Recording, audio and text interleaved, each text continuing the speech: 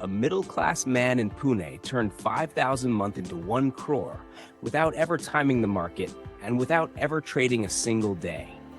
No shortcuts, no insider tips, just 10 simple rules that almost no one follows. But the wealthiest Indian investors swear by. Stick around, because Rule 10 might just change your life. Radhika Gupta, now the CEO of Edelweiss AMC, started investing as a student with just pocket money. Today, she leads a multi-thousand crore company. Even 500 a month can turn into lakhs if you start early. That's the power of compounding. But the clock is ticking. In the 90s, Infosys looked boring, but those who understood its business, global IT outsourcing, saw their 1 lakh turn into 3 crore. Don't buy stocks. Buy businesses you understand. Imagine you bet everything on banking in 2020, and then COVID hit. A diversified investor didn't just survive, they thrived.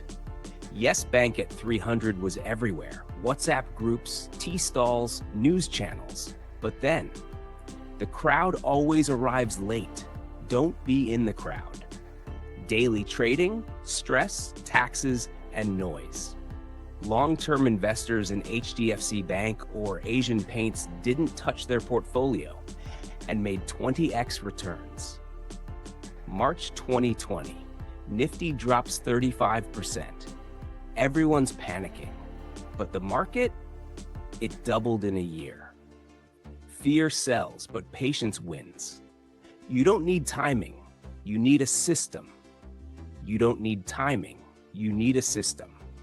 5,000 a month in a Nifty ETF over 15 years? That's over 30 lakh. Stop checking your app 5 times a day. You don't check the oven every minute while baking a cake, right? Great things take time. The EV boom, AI wave, renewable rush, India's changing fast.